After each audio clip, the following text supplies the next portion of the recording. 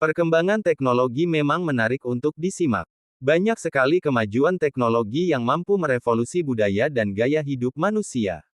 Terlepas dari sisi negatifnya, perkembangan teknologi mempunyai manfaat yang sangat besar. Salah satu perkembangan teknologi yang patut Anda ketahui adalah nanoteknologi.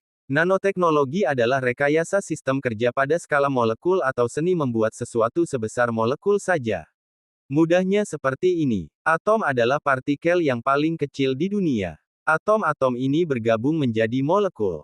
Molekul-molekul bergabung menjadi sel dan seterusnya. Nah, yang menjadi perbedaan antara molekul satu dengan molekul yang lain, adalah pergerakan dan penempatan atom. Biasanya hal ini terjadi secara alamiah. Tapi berkat nanoteknologi, pergerakan dan penempatan atom ini bisa kita kontrol dan kendalikan, sehingga bentuk dan kegunaan molekul bisa kita rekayasa. Manfaatnya jelas sangat besar, apalagi dalam bidang kesehatan. Profesor Kimia Georgia Tech, Mustafa El Sayed mengembangkan batang nano emas yang dapat berikatan dengan sel kanker. Kalau sudah berikatan dengan sel, batang nano ini memancarkan cahaya, sehingga mudah dideteksi. Yang memudahkan dokter untuk menggunakan laser untuk membunuh sel kanker secara selektif tanpa melukai sel sehat di sekitarnya, sehingga sel kanker dapat dicegah penyebarannya.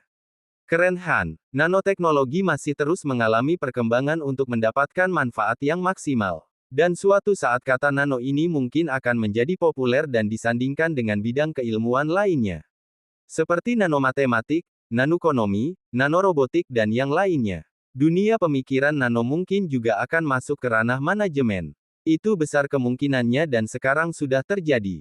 Nanomanajemen di sini adalah bagaimana menggerakkan dan menempatkan atom organisasi dengan efektif agar tercapai tujuan.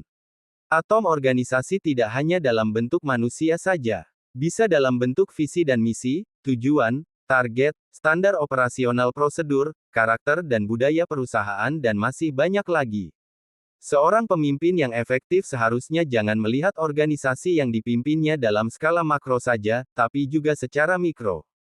Steve Jobs adalah contoh pemimpin yang melihat organisasi yang dipimpinnya secara makro dan mikro. Steve adalah pelopor nanomanajemen yang sangat teliti dalam mengawasi organisasinya. Kedetilannya sangat menakutkan anak buahnya.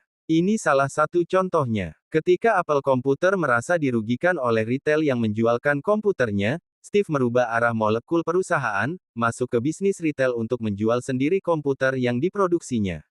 Para petinggi perusahaan sangat terkejut, Apple Computer adalah perusahaan teknologi tinggi dan tidak memiliki pengalaman sedikit pun dalam bidang retail. Akan tetapi Steve tidak bergeming.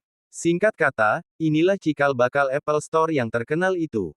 Nah, cerita menariknya, Steve tidak hanya duduk ongkang-ongkang memberi perintah anak buahnya. Dia terjun sendiri ke lapangan, menentukan letak lokasi yang tepat, tata letak barang, bagaimana cara melayani pelanggan dan bahkan warna lantainya. Manajemen modern memang membutuhkan orang seperti Steve ini. Sudah tidak zamannya sistem piramida birokrasi. Sistem seperti ini harus diganti dengan sistem yang lebih egaliter. Sebab masalah sebuah organisasi tidak bisa dilihat di atas menara gading, pemimpin harus turun ke lapangan untuk melihat apa yang sebenarnya terjadi.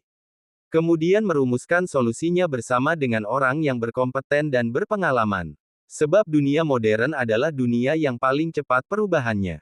Organisasi harus turut berlari agar tidak tergilas oleh perubahan. Dan syarat utama mengikuti perubahan adalah ikut berubah.